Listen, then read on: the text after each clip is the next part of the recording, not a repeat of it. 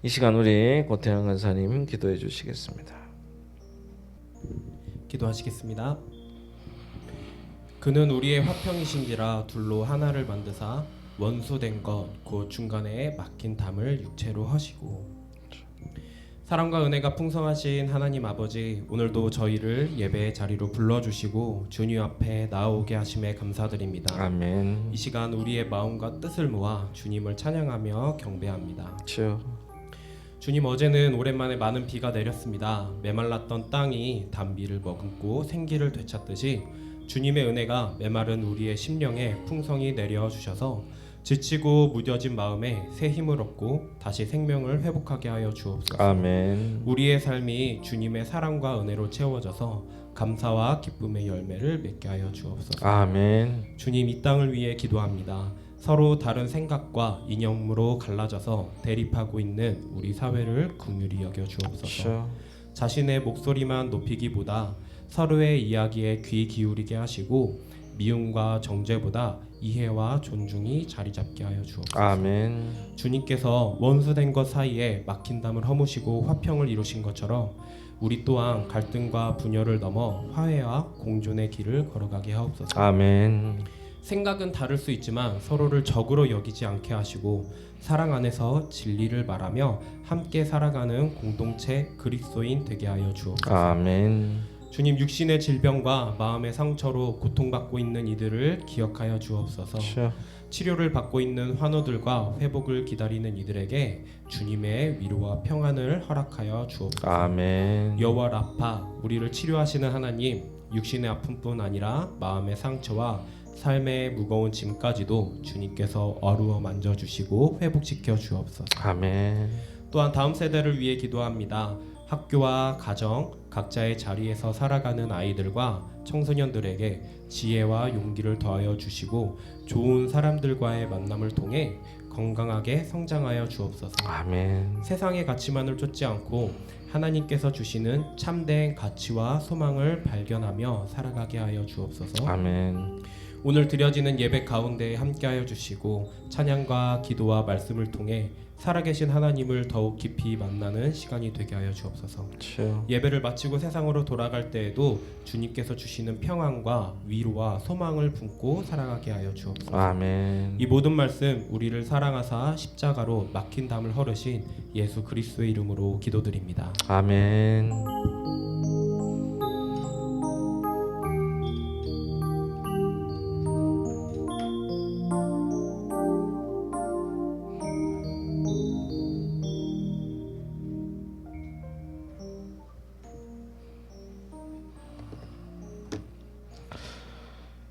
자, 오늘 성경 말씀은 고린도 후서에서 보겠습니다. 1장 3절에서 5절까지의 말씀입니다.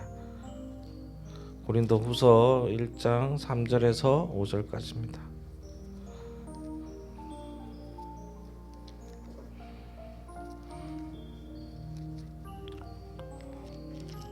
고린도 후서 1장 3절에서 5절까지 말씀 보겠습니다. 자, 짧으니까요. 우리 한 목소리로 봉독하도록 하겠습니다. 시작. 찬송하노리로다. 그는 우리 주 예수 그리스도의 하나님이시요 자비의 아버지시요 모든 위로의 하나님이시며 우리의 모든 환난 중에서 우리를 위로하사 우리로 하여금 하나님께 받는 위로로서 모든 환난 중에 있는 자들을 능히 위로하게 하시는 이시로다. 그리스도의 고난이 우리에게 넘친 것 같이 우리가 받는 위로도 그리스도로 말미암아 넘치는도다. 아멘.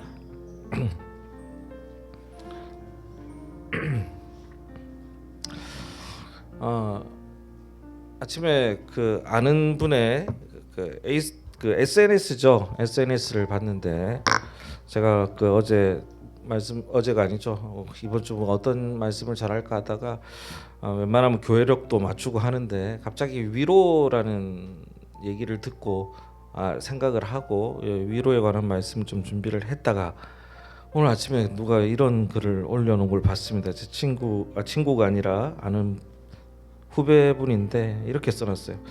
지난 10년간 나는 불운의 아이콘이라 여겼는데 오늘 직장 상사가 불운이 아니라 불굴의 아이콘이겠죠?라고 한마디를 했는데 이 불운이 불굴로 바뀌는 한 끗 차이의 마법, 이것이 나의 모든 것을, 요즘에 쌓여있는 모든 것을 쓸어내렸다라고 적어놨어요. 그 직장 상사는 넌 정말 불굴이다 이렇게 얘기했겠습니까? 가만 생각해 보면 그런 얘기를 했겠죠. 참 그냥 내뱉은 나는 불운한 것 같아요라는 얘기를 했을 건데, 그냥 거기서 그냥 농담 삼아 했을 수도 있고 그냥 내뱉는 말일 수도 있어요. 불운은 무슨 불굴이겠지 뭐 이렇게 할 수도 있습니다. 근데 그 말 한마디가 완전히 위로의 이야기가 돼버린 거예요. 우리 인간에게는 뭐 여러 가지 버튼이 있다고 합니다.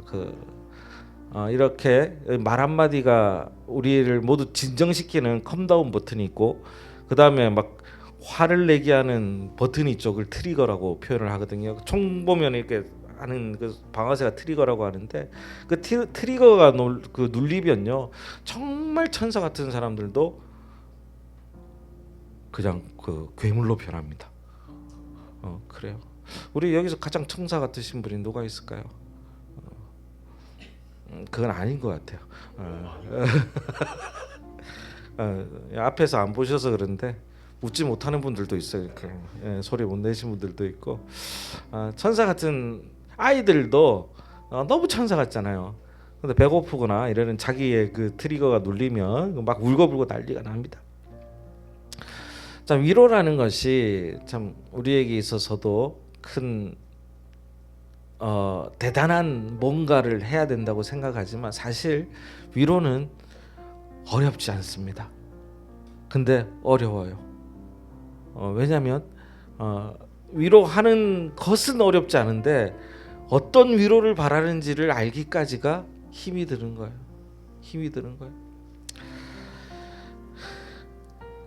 오늘 여러 가지 말씀 중에서 제가 이 말씀을 택한 것 중에 하나가, 하나님이 그냥 하나님이 아니라 오늘 사랑의 하나님이고 위로의 하나님이라는 것을 우리는 알아야 돼요. 기독교는 하나님을 믿는 사람은 사랑을 얘기하는 사람들이고, 그리고 우리에게 다른 이들에게 위로를 얘기하는 사람들이라는 것을 잊지 않아야 됩니다. 한 주간의 삶의 무게가 버거우셨을 겁니다. 저는 시간이 가면 갈수록 좀 편하다 이런 생각이 들어본 적이 없어요. 어떻게 이렇게 계속 조금씩 힘들어지는지 모르겠어요. 그래서 이런 얘기를 저희 선배나 좀 나이 있으신 목사님들한테 얘기하면 저한테 뭐라 그러냐면, 원래 계속 힘들어지는 거예요. 그래요. 위로가 안 돼요. 이렇게 얘기를 합니다.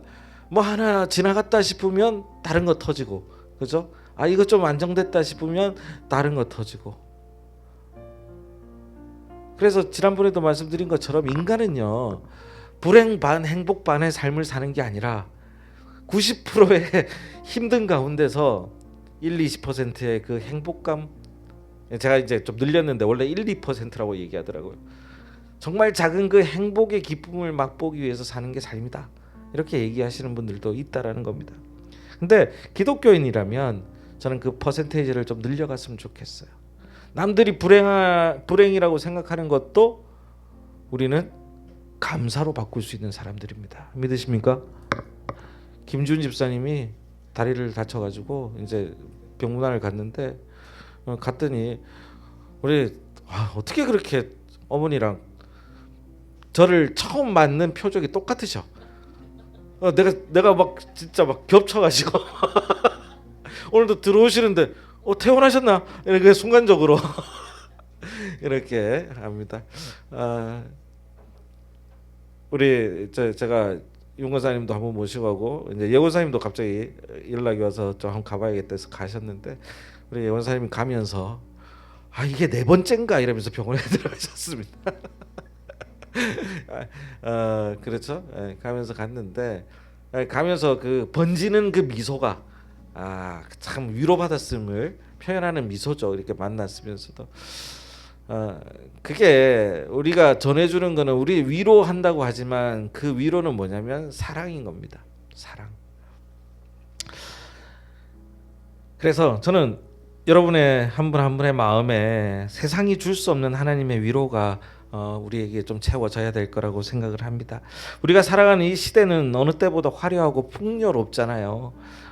밥도 잘 먹고 정말 어려운 사람들도 어렵다라고 생각하는 사람들도 옛날처럼 막 굶어 죽는 그런 경우는 이제 많이 없어졌지 않습니까? 근데 이렇게 풍요로운 세상이지만 역설적이게도 어느 때보다도 위로 고픈 세상이 바로 지금이 아닌가 생각이 됩니다. 주가는 연일 올라서 코스피가 9천을 넘어가지고 이렇게 빵빵 터지는데 제 주변에 들어보면 그 와중에도 물렸어요 하는 분들이 계셔요. 아예 안 해요 하시는 분들도 계시고. 근데 막 이렇게 막 주가가 오른 사람들이 좋지만 반대적으로 박탈감을 느끼는 분들도 계시고 안 하는 사람들도 박탈감을 느끼고 합니다. 또한 겉으로는 아무 문제 없이 보이고 그냥 소셜 미디어 같은 데는 행복한 사진들만 가득하게 올리시는 분들도 혼자 남겨진 방에서 혹은 혼자 있는 차 안에서 홀로 눈물을 흘리는 사람들도 많이 존재하는 게 지금 세상이라는 것이죠. 우리는 오히려 불안의 시대에 살고 있습니다. 내가 지금 잘하고 있는 걸까라는 불안감, 아무리 버텨도 내 삶은 나아지지 않는 것 같다라는 무력감, 내 힘든 이 마음을 아무도 알아주는 사람이 없다는 철저한 외로움 등이 우리를 힘들게 하는 것이죠. 그래서 저는 그래도 좀 젊은 친구들 보면 좋습니다. 우리 시온이 같은 경우에 이제 뭐 제가 말씀드리겠지만 다음 주면 마지막 예배를 드리고 비행기 타고 갑니다. 저는 무서울 것 같아요.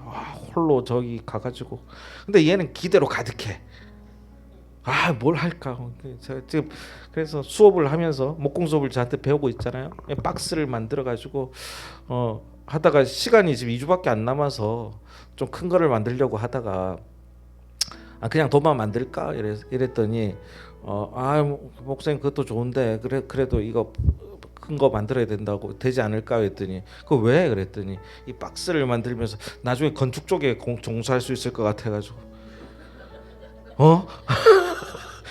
나무 박스 요만한 거 만드는데 이제 건축을 생각하는 친구예요. 깜짝 놀라가지고 그래 그러면 좀 간단하게 만들자 이렇게 해서 만들기 시작하는데 달라요. 젊다는 것이 반대로 저 나이 때 친구지만 오히려 안 좋은 것만 생각하고 좌절만 생각한다면 젊은 게 아니겠죠. 젊음은 나이에 달려 있지는 않은 것 같습니다. 근데 나이가 젊을수록 좀 긍정적인 생각을 하는 건 맞는 것 같아요. 그래서 참 부럽습니다. 그래서 저는 시윤이가 너무 좋아가지고 지금 마음이 두 개예요. 한국도 좋은데 뭐 이런 말 생각도 있고 그래요. 자, 오늘 본문을 기록한 사도 바울도 역시 마찬가지입니다. 사도 바울은요 복음을 전하다가 수없이 두드려 맞았어요. 매를 맞고 감옥에 갇히고 굶주리면서 살 소망까지 끊어지는 극심한 고난을 겪었습니다. 근데 바울이 오늘 본문에서 고백하는 단어가 무려 위로라는 단어가 무려 5번이나 반복이 됩니다. 바울은요 이 극심한 고통 속에서 어떻게 하면 자기가 절망하지 않고 위로를 노래할 수 있을까를 고민했던 사람이고 그렇게 하려고 했던 사람이라는 겁니다.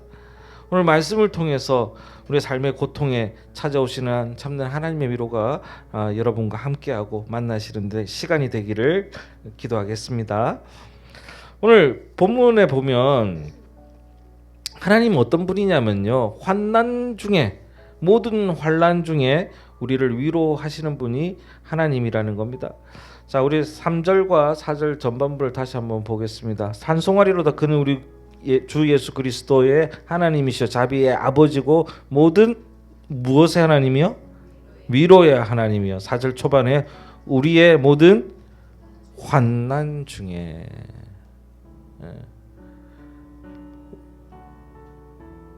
그러니까 모든이라는 말을 주목해야 됩니다. 자, 위로는요 받는 사람도 중요해요. 그러니까 내가 마음이 열려 있지 않으면 어떤 위로를 해도 좋게 들리지 않습니다. 좋게 들리지 않습니다. 제가 실제로 주중에 어떤 그 후배한테 잠깐 전화할 일이 있어가지고 전화를 했는데 목소리가 좀 어두워가지고 제가 좀 성격이 밝으니까 왜 뭔 일 있냐 좀 야 그래도 오랜만에 전화하는데 밝게 하고 힘내라 뭐 이런 얘기를 했죠. 그랬더니 이제 하는 얘기가 아무것도 모르면서 뭐 밝게 하라고 그랬더니 혼났어요. 그러니까 우리 마음이 그 정말 최고급 위로의 그 딱 버튼을 누르는 그런 게 아니라 그냥 일반적인 위로의 단어는 안 들어가는 거죠. 닫혀 있는 거예요. 그래서 위로가 그래서 어려운가 봅니다. 나는 위로랍시고 했는데 안 되는 경우도 있다라는 거예요. 자, 그러나 하나님도 마찬가지입니다. 모든 환난 중에 내가 겪는 모든 환난 중에 하나님이 어떤 방식으로든 우리에게 위로하고 계시는데 가만 생각해 보면 우리가 그것을 받고 있지 않을 때가 있다라는 거예요. 우리가 그걸 거부하고 있을 때도 있고 받았지만 모른 척할 때도 있습니다. 성경은 하나님을 모든 위로의 하나님이라고 소개합니다. 그러나 세상의 위로는 제한적이죠. 뭐 여러 가지 위로가 있겠죠. 돈이 주는 위로도 있을 것이고 뭐 사람이 주는 위로도 있을 것이고 여러 가지 위로가 있지만 때로는 그 위로가 우리에게 더 큰 상처를 남기기도 합니다. 제가 뭐 경험이 있다면 상담 심리학을 그 학교 다닐 때 공부를 했는데 상담 심리학 공부를 하고 이제 마지막에 실습하는 시간이 있어요. 실습하는 시간이. 서로 실습을 해주는 거예요. 근데 돈을 내야 돼. 그 당시 5,000원. 5,000원을 내야 되는. 왜냐하면 돈을 안 내고 상담을 하면 그 태도에 문제가 생기기 때문에 실제로 돈을 받고 하게끔 돼 있어요. 상담은. 그래서 왜냐하면 내가 돈을 냈다는 것은 뭔가 대가를 치렀기 때문에 그걸 얻으려는 마음이 있기 때문에 상담은 돈을 내야 된다 이래가지고 냈어요. 많지는 않은 돈이지만 그 당시 2,000원인가 5,000원 기억이 안 나네. 그래서 이제 상대방이 모르는 사람끼리 만나거든요. 지인은 안 되니까 이 상담자 저는 내담자 그러니까 상담을 받는 사람으로 해서 만났는데 만나자마자 많이 힘드셔 보인다고. 아닌데요. 어제 좀 피곤해서 그런 것뿐입니다. 힘드실 거라고. 아닌데요. 요즘 많이 어렵죠. 안 어려운데요. 그래요. 그러다가 나중에는 그 뭐라 그래 어설프게 배운 아시잖아요 상담 선생님 어설프게 배운 걸로 어릴 때 어려운 일이 있었을 거라고. 예? 막 엄마한테 맞은 일이 있어요. 뭐 이런 얘기는 했죠. 그게 트라우마가 됐대. 아닌데요. 그래요. 그러니까 오히려 이게 그 상담이라는 게 어떤 마음의 위로도 주고 이런 건데 너무 불편하게 나왔어요. 그래서 내가 죄인인 것처럼 왔어요. 근데 이게 교회에서도 일어납니다. 어떻게 일어나냐? 그냥 지나가는 사람들 보면 죄인입니다. 갑자기 죄를 졌대. 제가요. 왜 졌어요? 안 졌는데요. 그래도 죄인이래요. 왜요? 아담이 카와랑 사과를 먹었대. 그거랑 저랑 무슨 상관인데요? 죄인이래.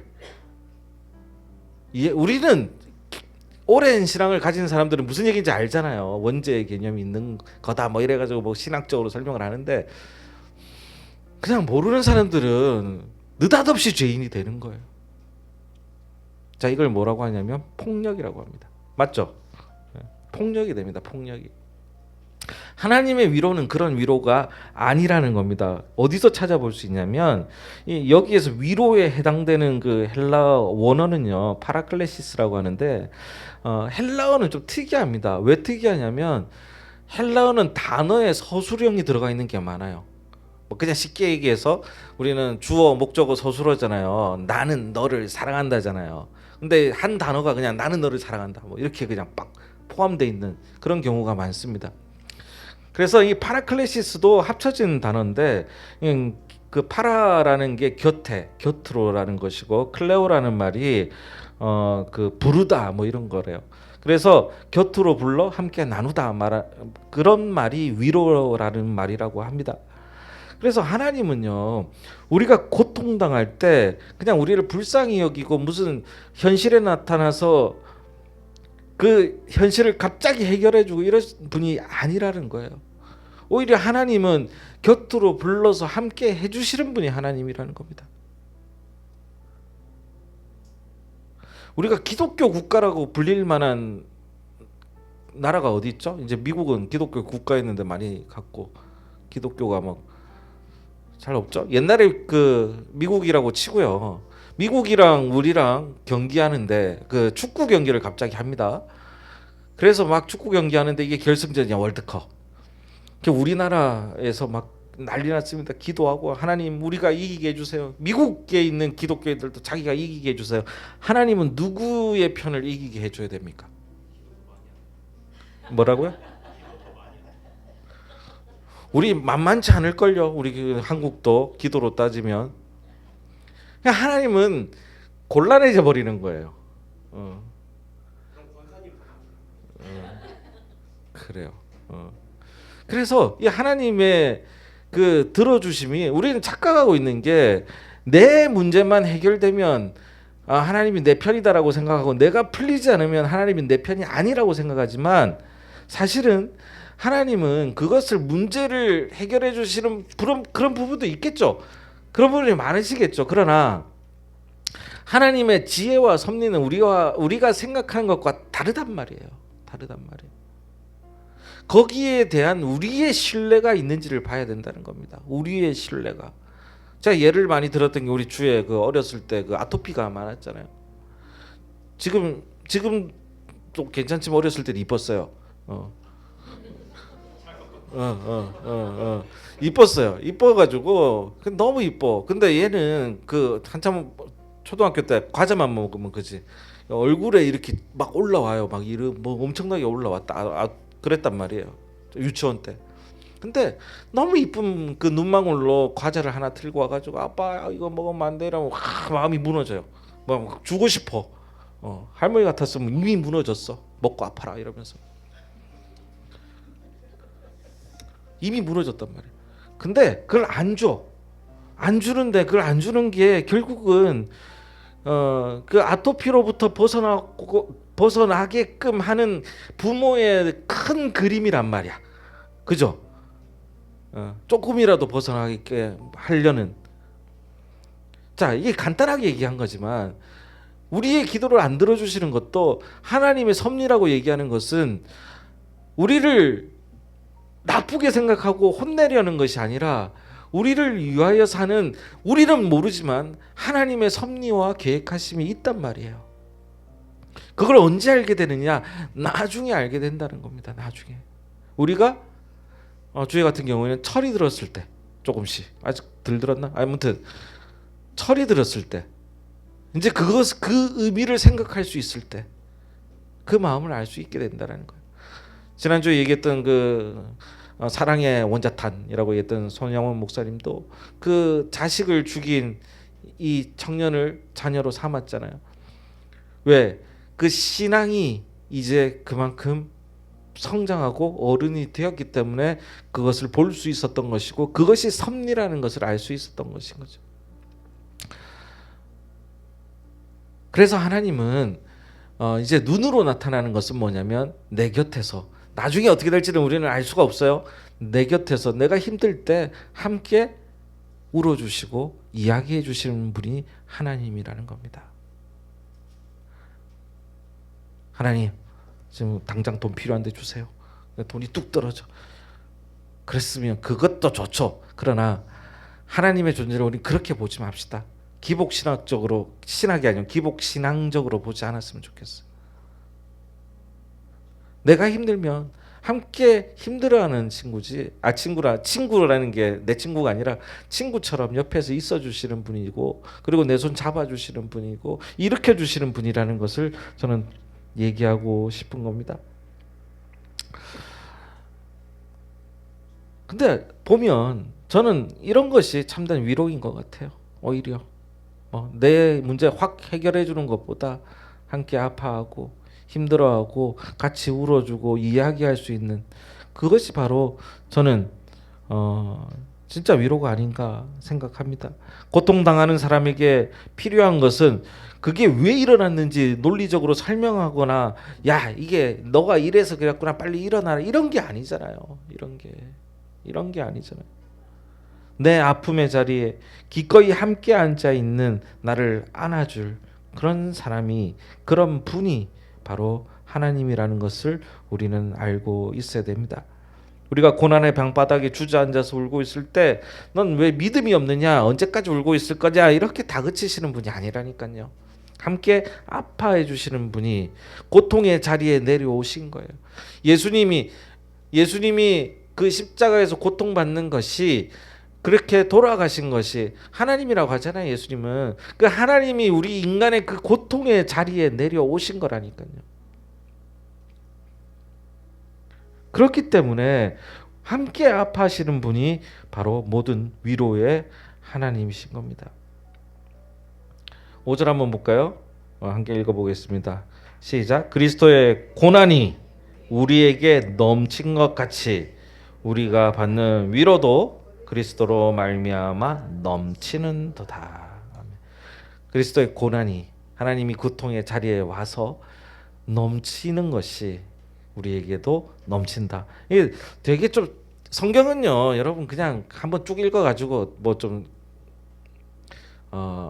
그냥 솔직하게 얘기해 드리면 한 번에 이해될 수 있는 책은 아니에요. 우리가 여러 번 보고 읽고 고민해야 되는 책이 바로 성경입니다. 우리가 평안할 때는요 하나님의 은혜를 깨닫지 못합니다. 왜? 내 힘으로 다 할 수 있을 것 같거든. 굳이 하나님 없어도 내가 다 할 수 있을 것 같거든요. 그러나 내 힘으로 어찌할 수 없는 극심한 고난이 찾아와서 내가 모든 힘이 빠졌을 때 비로소 하나님의 세밀한 음성을 듣게 됩니다. 태양이 너무 밝으면 별이 보이지 않듯이 하나님의 은혜가 우리에게 있기에 내가 너무 밝아버리면 하나님의 은혜가 보이지 않는다는 겁니다. 그러나 여러분 낙심하지 마십시오. 내가 밝게 빛나다가 확 꺼져가지고 나처럼 밝게 모든 것을 비출 것 같지만 밤이 되더라도 하나님의 은혜는 별처럼 떠 있다라는 것이 우리에게 위로가 돼야 될 줄로 믿습니다.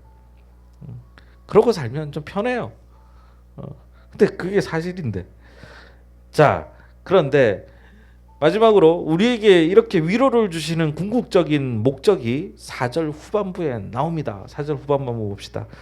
자, 우리로 하여금부터 한번 읽어볼게요. 시작. 우리로 하여금 하나님께 받는 위로로서 모든 환난 중에 있는 자들을 능히 위로하게 하시는 이시리로다. 자, 그러니까 우리가 이 위로를 받고 어느 정도 그 자격이 생겼어. 무슨 자격이냐면 다른 환난 중에 있는 자들을 위로하게 할 수 있는 자격이 생기는 거예요. 그리스도인에게 가장 중요한 게 이겁니다. 기독교인에게 우리가 하나님을 전하고 하는 것이 위로할 수 있고 하나님의 사랑을 이야기할 수 있다라는 겁니다.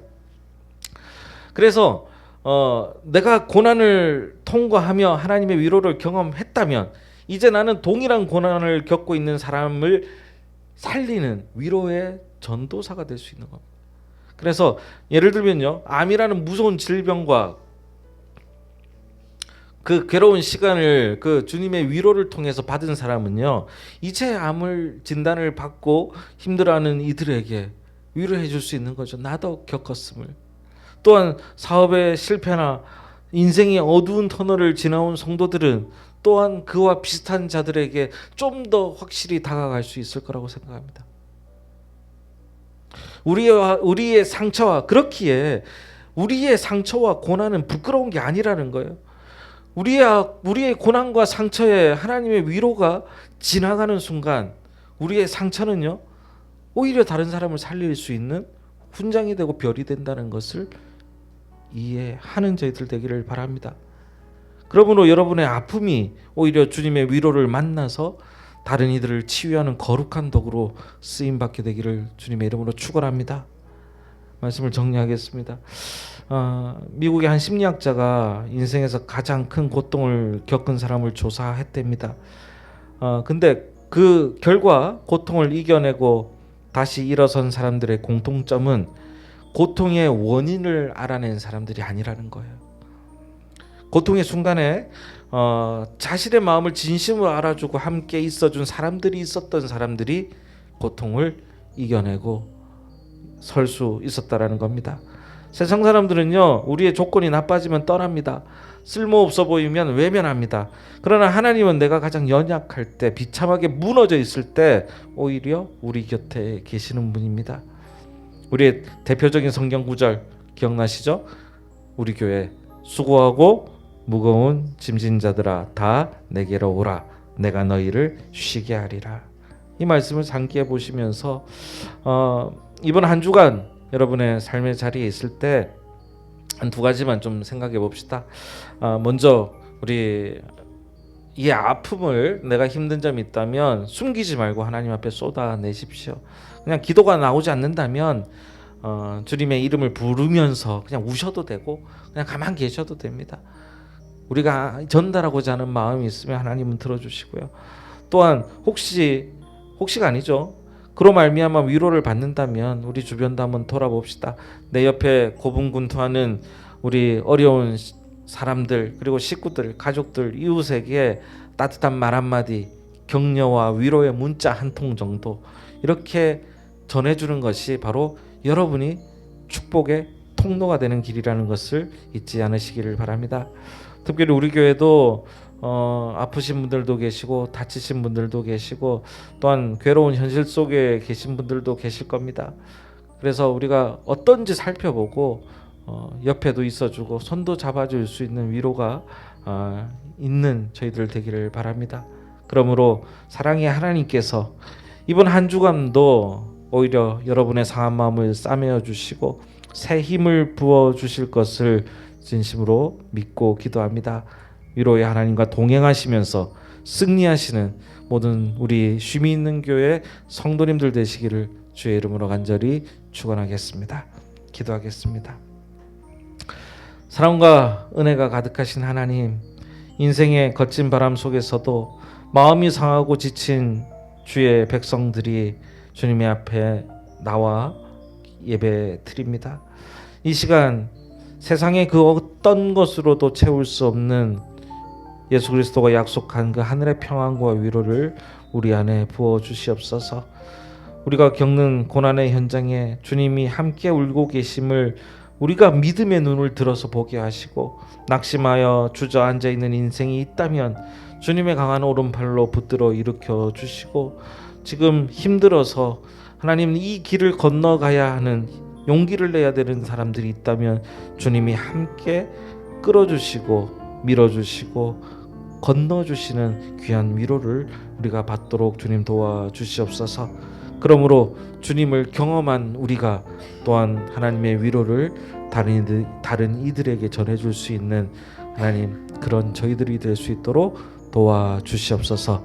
예수 그리스도 이름으로 기도합니다. 아멘.